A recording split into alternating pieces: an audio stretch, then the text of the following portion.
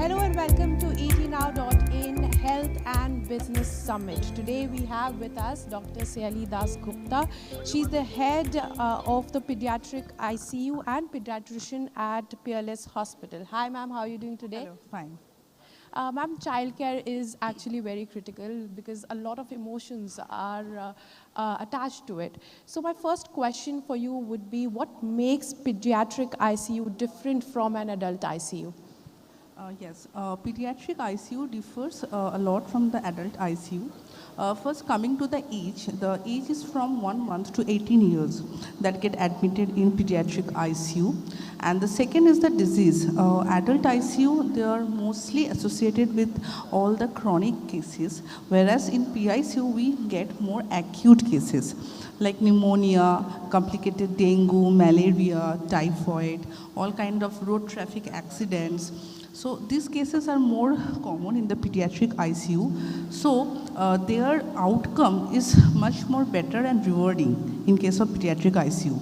And the third important point is that is the quality of care is very important because child is very vulnerable. They can't express what they're feeling, whether they are in pain. So that is very important. We have various tools, we have various charts from where seeing the expression of the child, seeing the vitals like the heart rate, blood pressure, respiratory rate, we can understand that whether the child is having a pain or distress or in agony, and in that case, we give medicines according to their expression. And also these doses, they are all based on weight and body surface area.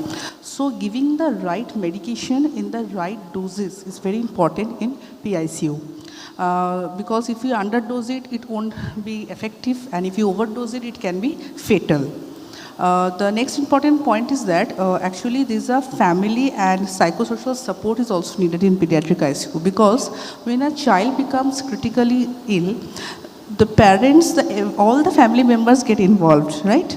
As well as the doctors, the treating team, everyone gets involved. So here we don't only manage the child, we also manage the parents and give them moral support and counsel them daily. We brief them daily.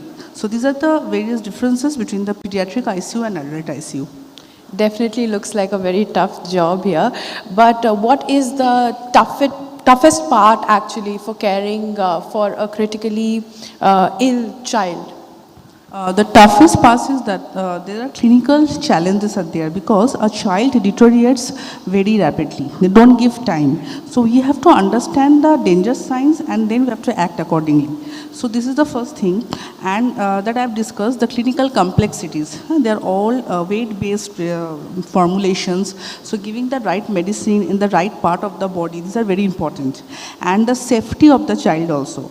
Safety like regarding prevention of fall from bed. This is very important.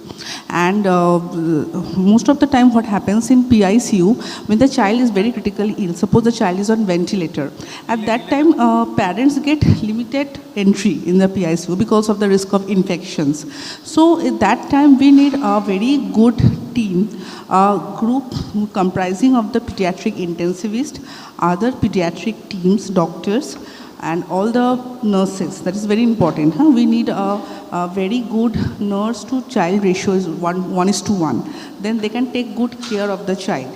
So these are all differences and the complexities which are associated with PICU. And again, that I was discussing about the psychosocial and moral support. Because when a child, suppose is admitted in our ICU for about 2 to 3 months, then we get involved. Also in the mental, emotionally we become very much attached to that child. Definitely. So as tech is actually advancing in the medical field as well, what recent advances have made improvements in the PICU and helping you actually identify illnesses and anything that the child needs? Yes, there are many recent advances in pediatric ICU that has come up. First of all, coming to the ventilators. Now the ventilators are more patient-centric. We have very newer modes of ventilation that has come up. We have various non-invasive modes of ventilation that actually they are helping, and basically that is acting as a bridge from normal oxygen support to ventilator. Then another recent advances has come up that we have like ECMO, is extracorporeal membrane oxygenation. When the ventilator is failing, then ECMO is coming up. And now we are also getting the pediatric circuits. Pediatric machines are available for ECMO. Regarding the renal support, the kidney support, we have CRRT, that is continuous renal replacement therapy, that are also coming up with all the pediatric sizes. Then coming to all the endoscopes like bronchoscope, endoscope, also the smallest sizes that are being manufactured. So that is helping us a lot. And palliative care, that is also recent advances have come that in pediatric population also we are coming up with the palliative care. And I think these all multidisciplinary team as well as all these recent advances are present in our hospital, PLS hospital. That's great. Ma'am, as you said that emotions are attached to the child and parents are actually very worried. You have to handle the parents as well. So the parents have to look for a lot of things before admitting their child into a PICU. So what should you actually look for in a good PICU? Yes. What actually parents generally look in a good PICU, I myself being a parent to a 3-year-old child, first of all, there should be a good pediatric intensivist round the clock. Will take care of the child, and when the child gets more critically ill, then he or she should be present there. There should be a very good team who can diagnose the early danger signs. That is very important. And then there should be a low nurse to patient ratio, 1:1 or 1:2, so that they can take good care of the child. All the latest technologies and multidisciplinary team should be there.